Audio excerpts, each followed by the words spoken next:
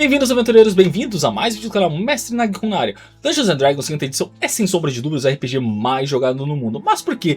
Por que essa edição continua atraindo tantos jogadores? Atrai mestres para continuar mestrando, para começar a mestrar. Isso faz com que mais e mais pessoas se interessem por jogar esse hobby tão maravilhoso. Será que é o marketing de um modo geral? Será que são os streamings que tem no YouTube, que tem em outras plataformas também? Ou será que a 5ª edição realmente acertou em algo que as outras edições acabaram não acertando de uma maneira tão assertiva? Gostou, né? E no vídeo de hoje nós vamos falar justamente sobre isso. Por que Dungeons & Dragons ficou tão popular? Quais foram os acertos que eles realizaram na projeção dessa edição? E quais foram as decisões que fizeram com que essa edição ficasse tão marcada entre os jogadores, fazendo com que mais e mais pessoas consigam vir a jogar? Então já deixa o like e vem comigo para mais um vídeo. A primeira coisa é a facilidade para começar. Uma das maiores qualidades da 5ª edição é que ele reduz muito a barreira para a entrada de novos jogadores. Para quem jogou as versões anteriores sabe que possuía uma quantidade infinita de modificadores, regras extremamente específicas. Então você precisa disso para você poder fazer isso, ou mesmo para você adicionar alguns bônus nas suas rolagens. E uma quantidade extremamente absurda, extremamente grande de informações que para um novo jogador ele precisava decorar para que a ficha dele funcionasse de uma maneira mais combada, vamos chamar assim. Para quem joga a 5ª edição sabe que eles simplificaram muita coisa para que novos jogadores, para que as pessoas realmente se interessassem ainda mais por esse hobby maravilhoso. A vantagem é que a 5ª edição consegue fazer com que novos jogadores entendam basicamente tudo dentro do jogo, ou boa parte das coisas dentro do jogo, de uma maneira muito rápida, de uma maneira muito acessível. Então você não precisa ficar parando toda hora para checar regras. Aqui, meu Deus, agora, será que é isso? Tá certo? Isso aqui não tá? Isso é extremamente fundamental porque RPG se aprende realmente jogando. Por mais que você faça que nem eu fiz no meu começo de RPG, eu li todos os livros da 3.5 que tinham sido publicados. Eu li o livro do jogador, eu li o livro do mestre, eu li o livro do monstro. Eu era muito psicopata pra isso. Eu li o Forgotten Realms. Aí eu descobri outros complementos. Eu comecei a ler aqueles complementos. Eu falei, meu, é muito divertido, cara, é muito legal isso. Só que na hora de jogar, a gente sabe que muitas coisas que você lê você não consegue aplicar. Porque eu era jogador no começo e depois eu virei mestre. Claramente, como todos aqui praticamente começaram, né? E, cara, a gente sabe que muita coisa do que você lê lá no começo, que você decora, acaba não se aplicando. Porque existe uma coisa chamada metagame. E eu particularmente, né, odeio metagame. Eu acho uma coisa muito chata, uma coisa que atrapalha muito o RPG. Enquanto a 5ª edição você consegue simplesmente colocar numa barra de tarefas, colocar pontos específicos para que você tenha uma facilidade para com relação às regras.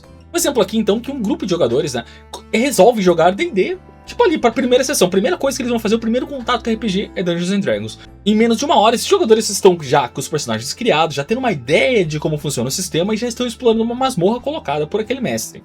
Em sistemas mais complexos, por exemplo, quando eu comecei a jogar D&D 3.5, a gente levava basicamente umas 2 a 3 horas para criar fichas, tá certo? Que a gente ficava ali, pipipi, popopó, conversa aqui, conversa ali, dá risada, fala do dia, fala das coisas que aconteceram, fala do futebol que a gente jogava no fim de semana, falava do futebol que a gente assistia, porque eu sou viciado em futebol, então a gente sabe que demorava um pouco mais. Às vezes, você ficava uma sessão inteira apenas para criar personagens e jogava ali uma horinha para iniciar realmente.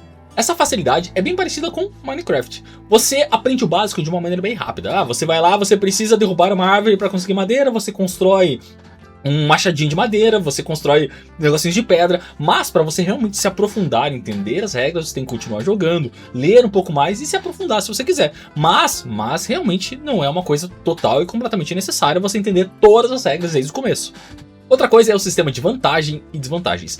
Poucas mecânicas dentro da 5ª edição ou de outras edições fizeram tanto sucesso quanto a questão de vantagem e desvantagem. Você tem uma vantagem, você rola 2 dados, você fica com o dado maior, você fica com o resultado maior. Uma desvantagem é o contrário, você rola 2 dados e você fica com o resultado menor. Simples, básico e funcional. Eu acho bem legal essa sistemática porque facilita. Versões anteriores, então, você tinha uma questão de sinergia muitas vezes. Você precisa preencher determinado requisito para que você consiga determinado bônus. Você precisa disso para que isso aconteça. Eu sei que não é especificamente assim, não é dessa maneira. Mas para quem jogou as versões anteriores sabe. Por exemplo, para você acertar um crítico no passado, você tinha que confirmar o crítico. Eu quando comecei a jogar RPG, meu amigo Thiago, se estiver assistindo esse vídeo, muito obrigado. Ele praticamente ignorou a regra de confirmação de crítico. Então você ia lá, rolava um dado, acertava o crítico, ele falava, beleza, acertou o crítico, não precisava de confirmação. Isso eu achei muito legal e eu apliquei para as minhas mecânicas posteriores. Eu achei muito fácil, porque você não ficava rolando 2, 3 vezes a mesma coisa. Você tirou um crítico, joia, maravilhoso. Cara, acontece, tá no jogo ali, você rolou um D20, tirou 20, maravilhoso, fantástico. Porém, todavia, contudo, a gente sabe que você tem que ficar toda hora confirmando, crítico, analisando se você obteve o bônus ou não obteve o bônus, é extremamente cansativo. Isso faz com que as pessoas, aqueles jogadores mais novos, não fiquem realmente querendo jogar muito, né? Além disso, vantagem e desvantagens dentro da quinta edição cria momentos muito maravilhosos para seus jogadores. Se o seu jogador então ele está sendo favorecido, você sabe, você fala para o seu jogador, ó, o negócio é o seguinte, rola com uma vantagem, então você sabe que está favorecendo esse jogador. Porém, se ele tem uma desvantagem, por XYZ, por um motivo que for, ele sabe realmente que ele está sendo prejudicado por alguma coisa, alguma mecânica dentro do jogo, algo que falta a esse jogador. O exemplo aqui então é que um ladino ele resolve escalar uma torre. Pá, eu vou escalar essa torre porque lá em cima tem tesouros, porque lá em cima tem informações que eu preciso. Porém, todavia, contudo, está chovendo. Uma chuva forte ou mesmo uma chuva fina. As paredes, né, começam a ficar ligeiramente lisas. E o mestre fala para ele então, beleza, você pode escalar, rola teu teste aí de atletismo, rola o teste de escalada, mas com desvantagem. Todos os demais jogadores, assim como esse ladino que está tentando escalar essa torre, ele percebe que ele está sendo prejudicado não porque o mestre é maldoso, mas sim porque existe uma mecânica dentro do jogo que faz com que exista essa real desvantagem para ele. E assim, as ações dele, a ação de escalar ali, talvez ele esteja na metade do caminho e comece a ficar muito mais arriscada, talvez potencialmente ele possa acabar caindo. Essa mecânica é bem semelhante com aqueles momentos em que você está jogando o joguinho que pá. Eu, por exemplo, sou viciado no Breath of Fire 4, né? E estou realmente retomando o Breath of Fire 4, que é maravilhoso, eu adoro Breath of Fire 4, mas voltando pro vídeo, em que você casta um Barrier, por exemplo, que é uma magia danina, e no Rio, por exemplo. Então ele diminui um pouco o dano. É a mesma coisa da sistemática de buff e debuff dentro do jogo. Então você sabe, você vê visualmente que você está tendo um buff ou um debuff dentro dessa sua rolagem. Outra coisa que Dungeons & Dragons fez muito bem é colocar classes com uma identidade muito forte. Isso é uma coisa que ele fez muito bem, pois fez com que cada classe seja única em determinados momentos. Quando você cria aquele bárbaro... Me empolguei, sorry. Ele não é necessariamente apenas um guerreiro, ele tem suas próprias feats, ele tem suas próprias habilidades que são extremamente diferentes de um guerreiro. Por exemplo, um mago não é necessariamente alguém que apenas lança magia, ele vai ter algumas habilidades fora de combate que são muito essenciais também. Cada classe possui mecânicas que fortalecem a sua própria fantasia, como eu citei, o bárbaro, o mago, o feiticeiro, cada um deles é total e completamente diferentes um do outro. A fúria do bárbaro, por exemplo, como citei ali em cima, faz com que você controle basicamente um guerreiro que se sente invencível. Os caras batem nele, mas como ele tem uma redução de dano a metade de todos os danos, basicamente, depende de como você construiu sua build, né? É uma conversa para um outro vídeo, né? Então ele faz com que todos os danos sejam reduzidos à metade. A inspiração do bardo reforça a questão de suporte. O cara tá ali se ferrando, o bardo fala, toma essa inspiraçãozinha aqui, plim, né? Tipo, oh, beleza, agora eu vou rolar com um dado adicional aqui, mais blast, mais... Enfim, que nem eu falei, é uma coisa para outro vídeo. O bruxo também, ele transmite aquela sensação de que ele fechou um pacto que ele não deveria ter fechado. Algo muito perigoso e algo que pode ser cobrado no futuro. Vide o Will de Baldur's Gate 3. Isso ajuda os seus jogadores a se conectarem ainda mais com os personagens que eles criaram. Um exemplo aqui então que dois jogadores de uma mesa de RPG iniciante eles querem criar classes, querem usar classes que dão muito dano. Porém, todavia, contudo, um cria um guerreiro e outro cria um bárbaro. Por mais parecidos, entre aspas, que eles sejam, eles não são nada iguais. Avalie realmente o bárbaro, avalie realmente o guerreiro. Por mais que as mecânicas sejam parecidas, eu bato, cada um deles tem habilidades específicas que servem para os momentos específicos. Experiência para ambos os dois jogadores, nossa, adoro falar isso, é total e completamente diferente para os dois. Esse sistema é bem parecido com o Overwatch, em que por mais que os jogadores tenham funções específicas, eles podem ter habilidades, eles podem ter coisas completamente diferentes um do outro. A quinta edição trouxe um equilíbrio interessante entre estratégia e simplicidade. Como em outros RPG, existe a questão de posicionamento dentro do combate, existe a questão de gerenciamento de recursos, escolhas de habilidades. Eu vou conjurar uma Fireball no meio dos amigos, não, mas eu quero conjurar aqui, que eu vou arrumando aqui pra não pegar nele aqui. A gente sabe que funciona dessa maneira, né? E também decisões extremamente importantes durante o combate. Nós sabemos que o grande foco de Dungeons & Dragons é a questão de combate. Existe posicionamento dentro de um grid de combate, existe gerenciamento de recursos, escolhas de habilidades, eu uso X, eu uso Y, e também decisões importantes tomadas durante o combate. Mas ao mesmo tempo evita que os jogadores se afoguem, vamos chamar assim, em cálculos extremamente complexos, ou toda hora tem que ficar calculando, ah meu Deus, ó, então eu tô aqui, eu tenho mais 3, mais 4, meu Deus, mais 8, mais 16, mas eu ganho bônus disso, mas eu ganho bônus daquilo. eu acho extremamente simplista. Ah, você tem um bônus, você está com, por exemplo, a questão de flanqueamento. Vamos usar isso como exemplo. O inimigo está parado aqui e existem 2 ao redor. Ok, você tem uma vantagem sobre isso. A criatura tem 2 cabeças, tá assim? Ok, acabou a vantagem. A criatura tem 3 cabeças, se fudeu. Não tem vantagem. É normal o ataque, eu tenho desvantagem, seja o que for. Então você consegue gerenciar isso de uma maneira muito legal. Principalmente hoje, com os VTTs, que você consegue enxergar de uma maneira muito legal. O grid, ou se você é louco que nem eu dos mapas, né? Eu sou aficionado em mapa, eu adoro fazer mapa. Eu sempre coloco os mapas, né? Quando eu comecei a mestrar, eu gostava de fazer os mapas, imprimia na empresa que eu trabalhava, e imprimia os mapas e mostrava, ó, é aqui o grid de combate. E aí, posiciona aqui. Opa, pera aí, não tem vantagem, né? Das versões anteriores era você ter mais 2, mais 3, mais 4, dependendo de como funcionasse a mecânica do jogo. E é dessa maneira que você permite que o combate ele continue interessante tanto para seus veteranos quanto para aqueles jogadores iniciantes. Você explica as regras de uma maneira muito simples. Ah, flanqueamento como eu citei, você tá aqui, beleza, tem vantagem, ok. Existem situações em que vão ter vantagens para os jogadores. Um exemplo aqui que esse grupo iniciante, então, encontra seu primeiro dragão. Um dragãozão vermelho parado aqui, aquele dragão jovem, assim, tipo, paradão olhando pra eles aqui, aquela boca cheia de fogo, já como quem preparando um sopro. Os jogadores, eles param um segundo e começam a decidir quem vai fazer a front, quem vai ficar lá atrás atacando. Não tem problema o jogador parar e fazer isso. Mestre, podemos tirar um minutinho pra fazer isso? Ok. Você tirou o cronômetro e fala, vocês têm 1 minuto. Pá. Ok, resolvido. Então, nesse momento, os jogadores eles começam a perceber, né, que, cara, é realmente tático você enfrentar o dragão. Principalmente o dragão, né, se você for um mestre que consegue pensar de uma maneira mais tática, fazer o dragão estar num espaço mais aberto em que ele possa voar e passar soprando fogo. Tipo aquele conceito de Skyrim. É bem legal também. E claramente, essas escolhas de quem vai ficar na frente, quem vai causar dano, quem vai fazer essas coisas, trazem escolhas extremamente interessantes sem você realmente mergulhar numa questão de cálculos. Ah, eu preciso fazer isso aqui para ter mais 3 de bônus, eu preciso posicionar meu jogador aqui, porque, né? Simplesinho, básico e funcional. Funciona de uma maneira muito parecida com XCOM, onde estratégia realmente importa bastante, mas você não fica mergulhado em cálculos pensando aqui, se eu posicionar aqui meu jogador aqui. Funciona de uma maneira muito intuitiva. Outra coisa também é a liberdade que o sistema oferece. Você pode fazer uma infinidade de coisas. Você tem regras específicas para agarrar, você tem técnicas específicas quando você é envenenado, quando você cai, quando você é restrito, quando você é engolido por uma criatura, ok. Mas a questão também, outra coisa que Dungeons & Dragons traz muito bem também, é que você pode interpretar as regras ou mesmo incentivar você a colocar outras regras. Tipo, não necessariamente outras regras, mas você pode modificar as regras de uma maneira que caiba naquela situação. O sistema frequentemente deixa aberto espaços para que o mestre interprete, como eu falei ali atrás, a regra de uma maneira X. Então, aconteceu isso, você pode interpretar de maneira Y. Aconteceu Y, você pode interpretar de uma maneira Z. É bem legal também. Isso permite que os jogadores eles tentem aquelas ideias malucas. Eu vou jogar um pano sobre o inimigo aqui e vou descer o pau nele, né?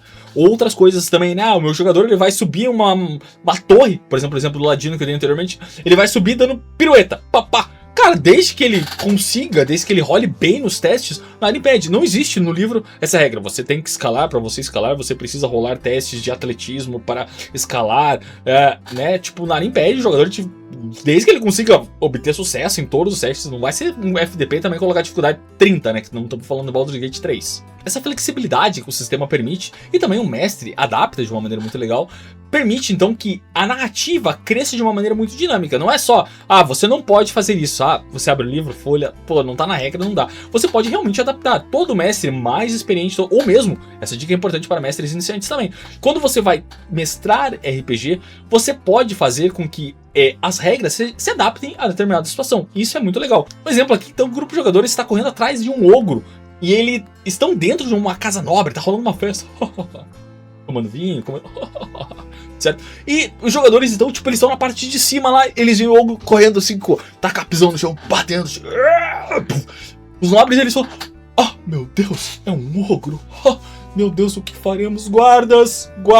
Os jogadores falam: pera aí, cara, eu vou derrubar esse lustre gigante nesse ogro. O mestre fala: rola o ataque então, vamos ver se você acerta.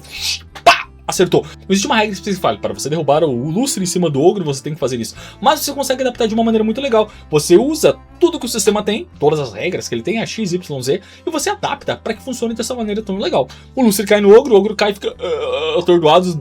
Todo mundo desce, bate, lute, XP. Enfim, a gente sabe que é assim que funciona. Os olhos falam: meu Deus, vocês sujaram minha casa. Essa mecânica é semelhante aos jogos Zelda, em que frequentemente o jogo recompensa soluções criativas que os jogadores originalmente nem imaginavam que ia funcionar, ou mesmo que eles nem colocaram ali na mecânica. Ah, é assim, não, pô, legal, muito legal o que você fez. E funciona. A progressão também, ela é muito satisfatória. A gente sabe que como jogador, nada é mais satisfatório do que você ganhar um nível.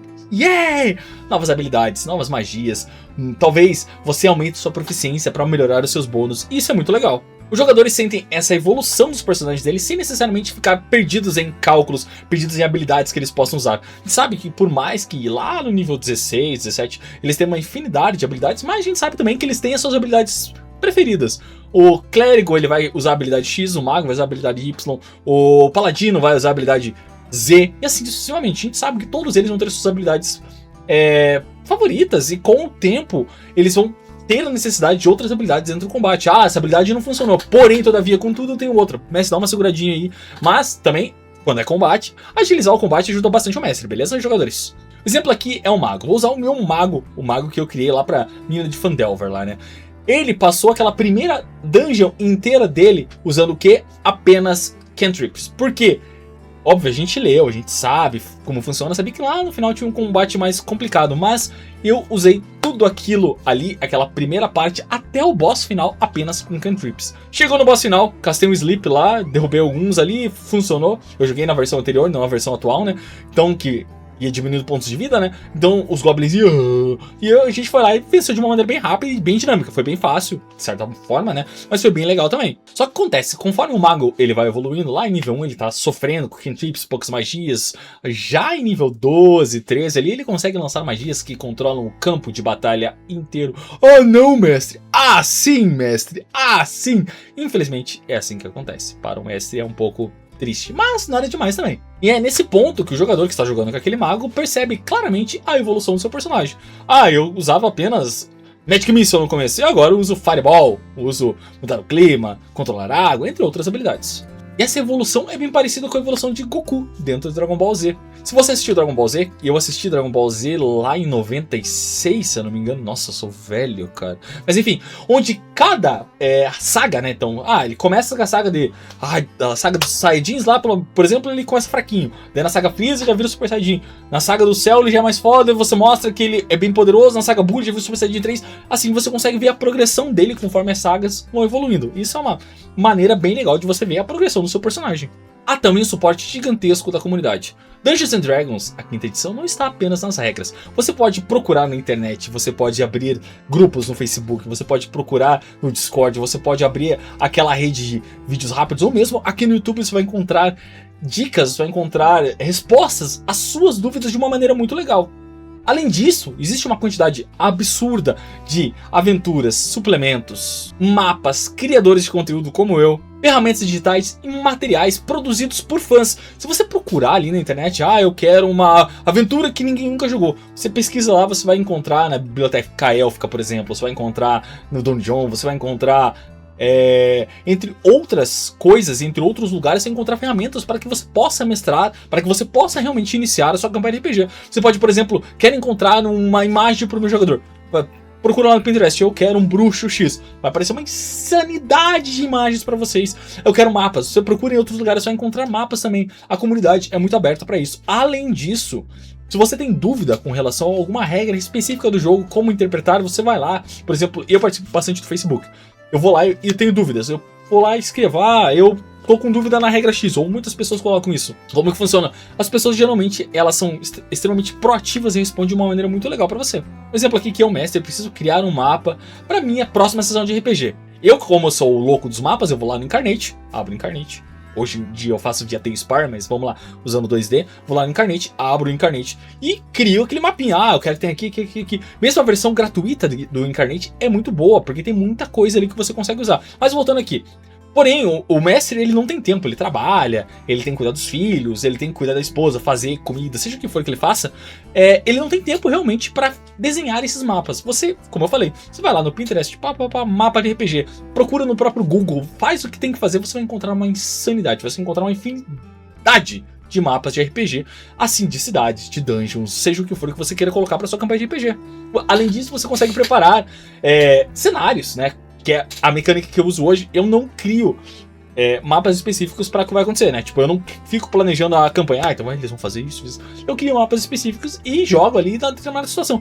Eu queria um mapa de uma dungeon X, por exemplo. Hoje eles estão explorando uma dungeon porque é o caminho, né? Eles estão seguindo. Mas eu quero um mapa X de um encontro talvez que possa acontecer. Eu crio aquele mapa, em determinado momento eu uso aquele mapa. Eu implemento aquele mapa na minha campanha de RPG. Sei que eu sempre acabo puxando pra mim, mas são exemplos práticos, são exemplos que a gente consegue seguir e ver que funciona realmente muito bem. Isso é muito parecido com um dos meus jogos favoritos de todos os tempos, Skyrim. A gente sabe que o jogo principal do Skyrim, ele é muito legal. Não é? É legal para um caralho. Você pode jogar, você pode fazer o que você quiser. Isso é incrível. Porém, a longevidade real do jogo, ela é construída pela comunidade, através de mods, através de conversas, através de tudo. Você tem dúvida? Pesquiso lá, legal, a arma X tá aqui, legal, é bom saber isso. Isso é muito legal para Dungeons and Dragons de uma maneira geral.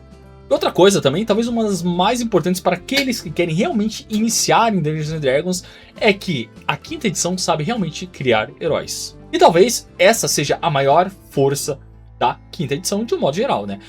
Nada é mais satisfatório do que, para o jogador, claramente, e para o mestre também, é ver aquele jogador que estava em nível 1 chegar em nível 5, por exemplo, e estar resolvendo pequenos conflitos de uma maneira muito legal. Então ele começa a sentir o quê? Realmente um herói. Ele consegue sentir a progressão do personagem dele. Ele estava lá sofrendo com cantrips, o mago, por exemplo. Toma o cantrip, toma o Firebolt, errando direto. Quando ele chega em quinto nível, Fireball. Fireball resolve boa parte dos problemas no quinto nível. Concorda comigo?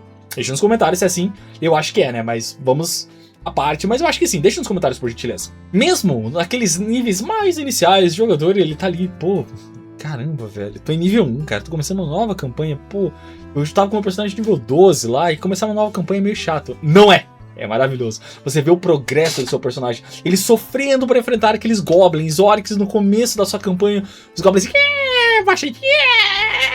né? Os esqueletos na dungeon, mas conforme ele vai progredindo, ele vai se tornando mais forte, ele consegue ver claramente essa progressão, essa evolução. E isso ainda é mais satisfatório se você coloca a questão de consequências para os jogadores. Lá no começo da tua campanha, você colocou que os jogadores precisavam salvar um vilarejo X. Eles salvaram o vilarejo, XP, loot, seja o que for. Mas quando eles saem desse vilarejo inicial, eles vão para a cidade principal, por exemplo, lá as pessoas, algumas pessoas, não todas, comentam sobre eles. Eles conseguem ver realmente esse lado mais heróico deles, né? Então, tipo, carai, a gente salvou lá, né? E, as pessoas estão falando aqui, isso é muito legal. Isso funciona muito bem porque a maioria das pessoas que querem jogar RPG, estou falando de Dungeons & Dragons nesse vídeo, elas querem viver aventuras extraordinárias, eles querem ser o herói, eles querem ser o vilão da sua própria história. Um exemplo clássico e básico aqui, né? O grupo de aventureiros começa em nível 1, né? E você coloca aquele sistema macro, né? Você coloca eles em volta de uma vila. O vilarejo tem umas dungeons ao redor, básico, funciona muito bem. E nesse vilarejo, então, eles estão enfrentando o quê? Goblins, esqueletos, explorando umas coisas pequenininhas ali. Passa-se o tempo, né? Os jogadores vão evoluindo e eles acabam descobrindo que o principal responsável por toda essa trama dos goblins, por tudo que tá acontecendo, é um demonião. Espadona, 3, 4, 5 braços, ele espadana de chamas, E ele é o principal responsável por tudo que tá acontecendo nesse mundo. Ele quer dominar o mundo, ele quer destruir o mundo, seja o que for. Os jogadores, eles sentem essa progressão dos goblins evoluindo para um demonião que quer dominar todo mundo. Isso é semelhante ao que? O Senhor dos Anéis. Aqueles personagens menos importantes, vamos chamar assim, aqueles personagens pequenos, o vídeo Sam, o personagem favorito do Senhor dos Anéis, ele é alguém que vive, né, ele é um jardineiro, cortando graminha e tudo mais. Só que, pare para analisar a jornada do Sam com o Frodo. Ele se torna o personagem mais importante de toda a saga. Não é? É sim, o próprio Tolkien falou que o Sam é o personagem mais importante de toda a saga, porque sem o Sam, o Frodo não chegaria onde ele chegou. Não chegaria, não chegaria, o Sam é muito foda. Enfim, eu sou muito fã do Sam, né? Vamos voltar ao vídeo aqui. No fim das contas, o maior mérito da quinta edição não é ele ser o mais profundo, mais realista, ou mais detalhado, ou mesmo mais complexo. O maior mérito real é esse sistema conseguir reunir milhões de pessoas ao redor de mesas para jogar ele rolar tudo aqui.